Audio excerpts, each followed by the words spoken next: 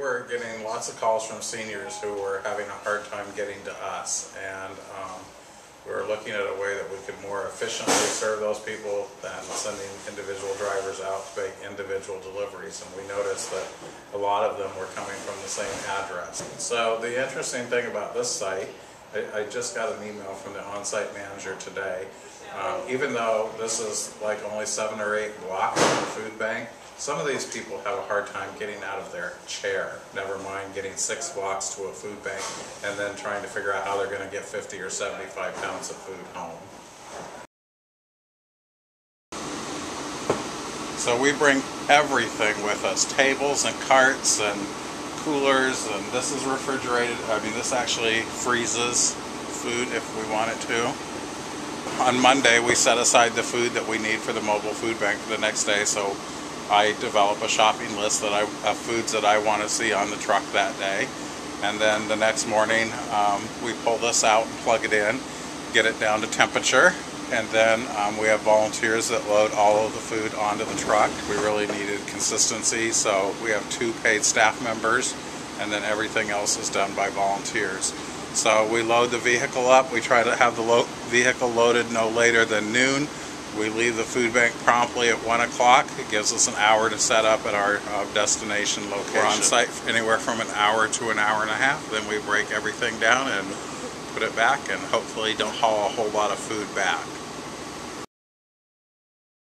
This project was actually over a year in the making. I mean, we kind of identified what it is we wanted to do and how we wanted to do it, and then we needed to find how we were going to pay for it. So we started approaching potential funders. Our first one to sign on was United Way, and then we got the other partners just fell into line after that.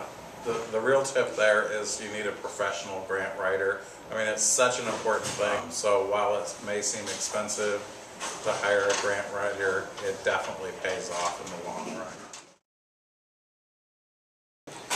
So we're actually at this site on the first and third Tuesday of each month. There are 68 units of housing in this building, and when we come here on Tuesday to set up, oftentimes we will see that residents have already come down and marked a place in line. Everybody wants to be first, and we're here from 2 o'clock until 3 o'clock. And you know, we guarantee that if you walk through the door at 5 minutes to 3, you're going to get the same exact thing as the person that walked in the door at 2 o'clock. So they check in here, and today we're offering ground beef and crab, and then we've got tuna fish, canned salmon, choice of peaches or pears, oatmeal, pasta, tomato sauce, jello or pudding. We like to make sure that we always offer choices when we come, so we have a couple of different options for them. Potatoes, onions, cantaloupe, plums. These peas are from our garden at the food bank. Toothpaste and pet food. Well, in my letter to Rick, I did mention that it's really important for our residents here, because we have a lot of residents with mobility issues that can't get out and go to the food bank. So it's wonderful that the food bank is able to bring the service to the residents. And of course, we have a lot, this is subsidized or affordable income housing. So we do have a big need, or the residents have a big need financially, to be able to get some assistance with food or utilities or anything.